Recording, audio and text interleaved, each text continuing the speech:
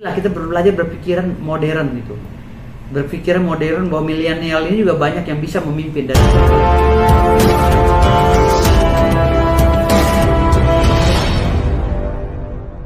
kalau Gibran ini tipe pemimpin masa depan, ya, yang diidam-idamkan oleh masyarakat banyak. Kenapa? Nggak banyak ngomong, kerjanya sama kayak bapaknya, ya.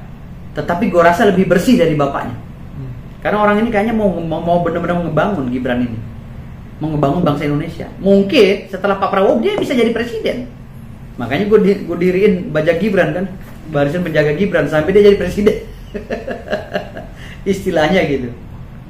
Kalau Gibran kan dia orang nggak banyak ngomong, membangun, lihat kota Solo dibangun sama dia kan, lihat sekarang perubahannya. Jadi gue optimis lah kalau Prabowo dan Gibran yang megang Indonesia ini, optimis banget. Dan Gibran adalah pemimpin masa depan, pemimpin yang dihina oleh orang-orang kemarin, yang akan menjadi pemimpin kita di masa depan. Insya Allah Gibran jadi pemimpin. Gitu.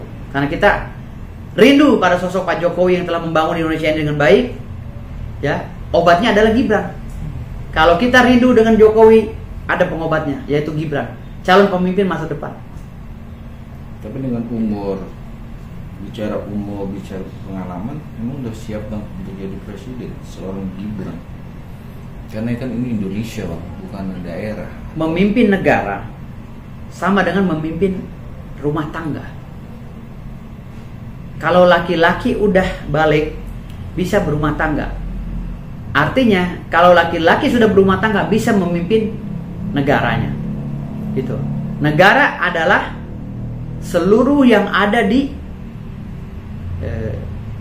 dalam negara itu, baik air, tanah, manusia dan lain, itulah negara. Nah, Gibran bagian daripada negara. Gitu.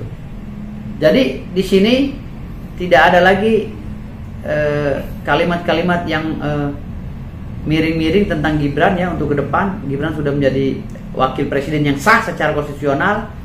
Yang ada sekarang generasi muda yang nonton TikTok, kalau beli paket nonton pergerakan Gibran, bagaimana caranya beliau bisa menjadi orang yang sukses. Dari anak orang tukang kayu biasa, jadi anak wali kota, jadi anak gubernur, jadi anak presiden, dan jadi wakil presiden. Jangan dibenci Gibran itu, harus dicontoh. Gitu loh. Contoh seperti saya. Saya dari pengamen Bulungan, ya kan?